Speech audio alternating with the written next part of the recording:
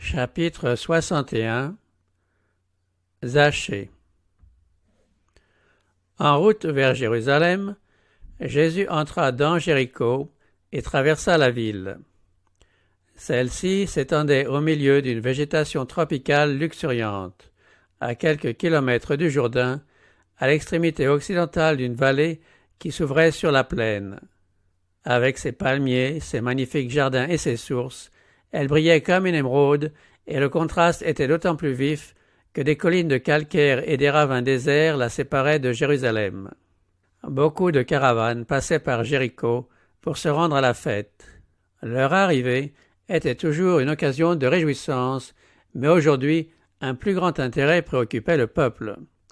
On savait que le rabbi galiléen, qui avait récemment ramené Lazare à la vie, se trouvait dans la foule.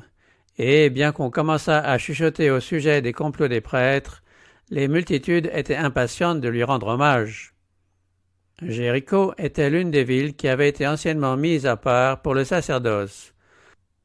À l'époque de Christ, un grand nombre de prêtres y résidaient. Mais la ville avait aussi une population très différente. C'était un grand centre de commerce et on y voyait des officiers et des soldats romains, des étrangers d'origines diverses et beaucoup de péagers qui étaient établis pour la perception des impôts. Le chef des péagers, Zachée, un juif, était détesté de ses compatriotes. Son rang et ses richesses, pris d'une profession qu'ils abhorraient, leur paraissaient l'équivalent de l'injustice et de la concussion. Cependant, le riche officier des douanes n'était pas un mondain endurci. Sous des apparences de futilité et d'orgueil, battait un cœur accessible aux influences divines. Zachée avait entendu parler de Jésus. La renommée de celui qui témoignait de la bonté aux classes proscrites s'était répandue au près et au loin. Ce chef des péagers soupirait après une vie meilleure. À quelques kilomètres seulement de Jéricho, Jean-Baptiste avait prêché au bord du Jourdain, et Zachée avait perçu un écho de l'appel à la repentance. La recommandation faite aux péagers « N'exigez rien au-delà de ce qui vous a été ordonné », bien qu'apparemment il ne s'y fût pas conformé, avait laissé une impression dans son esprit. Il connaissait les Écritures et savait bien que ses agissements étaient mauvais. Maintenant, en écoutant les paroles attribuées au grand maître, il se sentit coupable aux yeux de Dieu. Néanmoins, ce qu'il avait entendu de Jésus rallumait l'espérance dans son cœur. Le repentir, un changement de vie était possible même pour lui. Le nouveau maître n'avait-il pas un péager parmi ses plus fidèles disciples? Se conformant tout de suite à la conviction qui s'était emparée de lui, Zachée commença de rembourser ceux à qui il avait fait tort. Il s'efforçait ainsi de corriger son passé, quand la nouvelle se répandit de l'entrée de Jésus dans la ville de Jéricho. Zachée voulut voir le Christ. Il commençait de sentir l'amertume des fruits du péché et de comprendre combien il est difficile à quelqu'un de quitter sa mauvaise voie. Il lui était dur d'être incompris et de voir ses efforts pour corriger ses fautes récompensés par le soupçon et la méfiance. Le chef des péagers désirait contempler le visage de celui dont les paroles avait ranimé l'espérance dans son cœur. Comme les rues regorgeaient de monde, Zachée, qui était de petite taille, ne pouvait rien apercevoir par-dessus les têtes. Personne ne voulait lui faire place. Alors le riche percepteur d'impôts courut un peu en avant de la foule, monta sur un grand sycomore et s'assit parmi les branches, d'où il pourrait voir défiler le cortège. La foule s'approche et passe, et Zachée cherche d'un regard avide celui qu'il désire voir. Au milieu des clameurs des prêtres et des rabbins et des acclamations de la foule, ce désir du chef des péagers, quoique non exprimé, touche le cœur de Jésus. Soudain, un groupe s'arrête sous le sycomore. Ceux qui précèdent et ceux qui suivent font halte, et un regard qui paraît lire dans l'âme se dirige en haut. L'homme juché sur l'arbre n'en croit pas ses oreilles quand il entend ces paroles. Zachée, hâte-toi de descendre, car il faut que je demeure aujourd'hui dans ta maison. La foule s'écarte, et Zachée, marchant comme dans un rêve, indique le chemin de sa maison. Mais les rabbins regardent d'un air maussade et murmurent avec mécontentement et mépris, « Il est allé loger chez un homme pécheur. » Zaché, vaincu, restait muet d'étonnement en constatant l'amour et la condescendance du Christ qui, malgré son indignité, s'abaissait vers lui. L'amour et la fidélité pour son nouveau maître finirent par déceler ses lèvres. Il voulut confesser publiquement sa foi et sa repentance.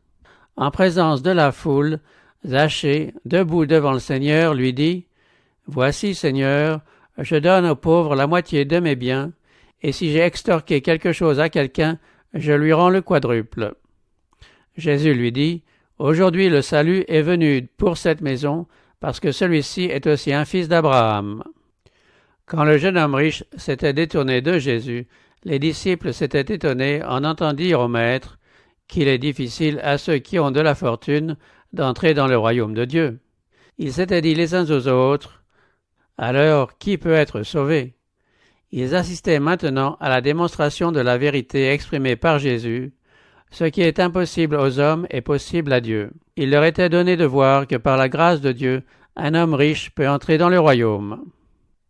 Avant même d'avoir aperçu le visage du Christ, Zaché avait commencé de donner des preuves de vraie repentance. Avant même d'être accusé, il avait confessé son péché. Cédant à la conviction du Saint-Esprit, il avait commencé de se conformer aux enseignements donnés à l'ancien Israël et à nous-mêmes. Le Seigneur avait dit longtemps auparavant, « Si ton frère qui est près de toi devient pauvre et que sa main s'affaiblisse, tu le soutiendras, quand même il serait un étranger ou un hôte, afin qu'il vive auprès de toi. Tu ne tireras de lui ni intérêt ni profit, mais tu craindras ton Dieu et ton frère vivra auprès de toi. Tu ne lui prêteras point ton argent à intérêt, et tu ne lui donneras point de tes vivres pour en tirer un profit. Qu'aucun de vous ne fasse tort à son prochain, mais crains ton Dieu. » Ces paroles avaient été prononcées par le Christ lui-même alors qu'il était enveloppé dans la colonne de nuée, et la première manifestation de la reconnaissance de Zaché pour l'amour du Christ consista à témoigner de la compassion envers les pauvres et les affligés. Les péagers avaient formé une ligue en vue d'opprimer le peuple et de s'entraider dans leurs pratiques frauduleuses. En se rendant coupables de concussion, ils ne faisaient que se conformer à un usage presque universel. D'ailleurs, les prêtres et les rabbins, tout en les méprisant, s'enrichissaient eux aussi par des moyens malhonnêtes sous le couvert de leur vocation sacrée. Mais dès que Zaché céda à l'influence du Saint-Esprit, il renonça à tout ce qui était contraire à l'intégrité. Aucun repentir n'est sincère s'il n'entraîne pas une preuve de réformation. La justice du Christ n'est pas un manteau destiné à couvrir des péchés qu'on ne veut ni confesser ni abandonner. C'est un principe de vie qui transforme le caractère et qui dirige la conduite. La sainteté consiste à se vouer entièrement à Dieu. C'est une soumission complète du cœur et de la vie aux principes du ciel. Dans les affaires, le chrétien doit montrer au monde comment notre Seigneur dirigerait des entreprises commerciales. Dans chaque opération, il doit prouver que Dieu est son maître. Sainteté à l'Éternel, ces paroles doivent être écrites sur le journal et le grand livre, sur les contrats, les factures et les lettres de change. Ceux qui, tout en faisant profession de suivre le Christ, agissent d'une manière injuste, déposent un faux témoignage contre le caractère d'un Dieu saint, juste et miséricordieux. Toute personne ayant accueilli le Christ dans son cœur prouvera sa conversion comme Zaché en renonçant à toutes les pratiques frauduleuses dont elle avait l'habitude. Comme le chef des péagers, elle montrera sa sincérité en faisant des restitutions. Le Seigneur dit, « Si le méchant rend le gage qu'on lui a confié, s'il restitue ce qu'il a ravi, s'il suit les préceptes qui donnent la vie, sans commettre d'iniquité, on ne se souviendra d'aucun des péchés qu'il aura commis, certainement il vivra. » Si nous avons fait du tort à quelqu'un par des opérations commerciales frauduleuses, si nous avons surpris sa bonne foi en affaires, si nous l'avons frustré de son dû, même dans les limites consenties par la loi, nous devrions confesser notre tort et faire restitution dans la mesure du possible. Il est juste que nous rendions non seulement le bien que nous avons pris, mais aussi les intérêts qui se seraient accumulés pendant tout le temps qu'il a été en notre possession s'il avait été placé d'une manière judicieuse. Le Sauveur dit à Zachée, « Aujourd'hui le salut est venu pour cette maison. » Zachée ne fut pas seul à jouir de ce bonheur, toute sa famille le partagea avec lui. Le Christ alla chez lui pour lui enseigner la vérité et pour exposer aux siens les choses du royaume. Le mépris des rabbins et des sacrificateurs les avait tenus loin des synagogues. Maintenant, cette famille, plus privilégiée que toutes les autres familles de Jéricho, put accueillir le divin Maître et entendre directement ses paroles de vie. C'est quand elle reçoit le Christ en tant que sauveur personnel qu'une âme parvient au salut.